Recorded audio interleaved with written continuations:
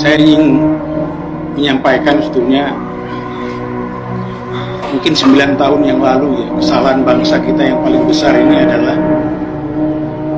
kita mengangkat pemimpin kita, presiden kita, orang yang tidak jelas ijazahnya. Saya terbuka saja bilang ini tidak jelas ijazahnya. Jadi ini sekarang kita menanggung akibatnya. Kita menanggung akibatnya. Ya. Karena apa? Karena presiden itu walaupun mana nggak bisa kita coba-coba, harus orang yang mempunyai kapasitas yang betul.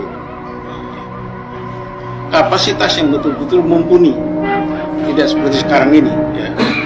Maaf saya katakan kalau saya mau apa ya, tidak ada masalah itu. Dan pada waktu tahun 98, saya juga pelaku di sana ya. Sebagai Komandan Kormar, saya pelaku, saya melihat kekuatan kita itu hanya dua, gabungan daripada mahasiswa dengan TNI. Gabungan. Saya kalau sudah masuk di sana, namanya Pak Dr. Haryadi Darmawan, dia bilang, Mas Harto, saya bawa 14 truk ini ke sana, susah masuk. Tunggu dulu Mas, nanti kita masuk. Dan masuk. Dan pada waktu itu kalau menurut saya negara kita bukan tidak dalam keadaan baik-baik saja, enggak. Keadaan negara kita masih bagus. Bagus. KKN ya tidak seperti ini juga. Ini saya kira dengan adanya undang-undang akan dirubah apa segala macam, ini kan untuk lebih memperdalam KKN itu. Zaman dulu ya ada, KKN ada. Tapi setelah 30 tahun memerintah Pak Harto, anaknya, dan dia punya alasan anaknya jadikan menteri apa ya, sosial, udah 30 tahun, dan dia juga sebagai ketua Golkar segala macam. Sekarang terus terang yang saya komplain sampai saat ini, saya komplain terus terang,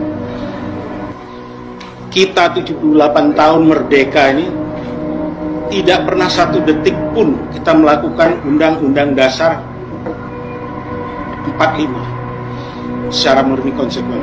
Tidak juga dengan Bung Karno. Pemilu kita pertama tahun 55 berapa? Partainya 98 atau apa? Sekarang juga partai nggak tahu berapa. Padahal kalau menurut saya terus terang, partai ini legal standingnya dari rakyat mana? Tidak ada. Legal standingnya hanya ada dari mereka kaya, mereka tajir, mereka bisa membangun partai, masuk, bayari semua yang memilih. Dan sekarang kalau mau membuat lagi presiden, saya yakin hanya dua itu yang bisa jadi. Mungkin Anies yang mumpuni itu mungkin tidak jadi. Kenapa? Kita hanya perlu, seorang presiden hanya perlu sekitar 70 juta, bisa jadi. Kalikan 100.000, berapa? 7 triliun, apa tuh? 70 triliun.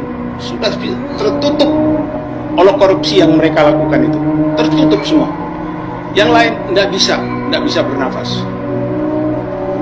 Jadi kalau menurut saya, untuk perubahan ini, tidak mungkin kita ikuti gendang mereka. Ikuti dengan aturan mereka.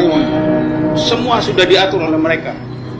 Dana diatur oleh mereka. Kita lihat korupsi 349 triliun. Terbuka? No. Korupsi lain-lainnya. Food estate 18 triliun kemana? Terus Bukit Algoritma 18 triliun kemana? Semua itu hanya untuk persiapan pemilu.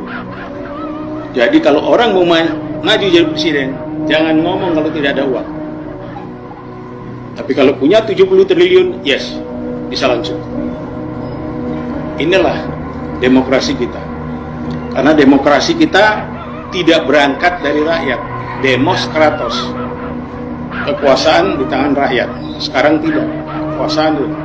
Begitu oligarki politik, para parpol ini bersatu dengan elit oligarki ekonomi, ya seperti ini jadinya. Kita akan dimiskinkan. Ya, kita akan dimiskinkan, dan maaf kata, kalau kita tidak bisa mencegah apa yang diperbuat oleh presiden kita, perjanjian dengan Cina, saya yakin nggak sampai tahun 2030 kita sudah bagian daripada Cina. Ya. Jadi tinggal kita sekarang, ya, mau apa tidak. Kalau kita ikut dengan jalan gendang mereka semua, tidak akan bisa mungkin. Yang perlu sekarang kita lihat, ayo kita sama-sama mau seperti apa. People power. Terima kasih.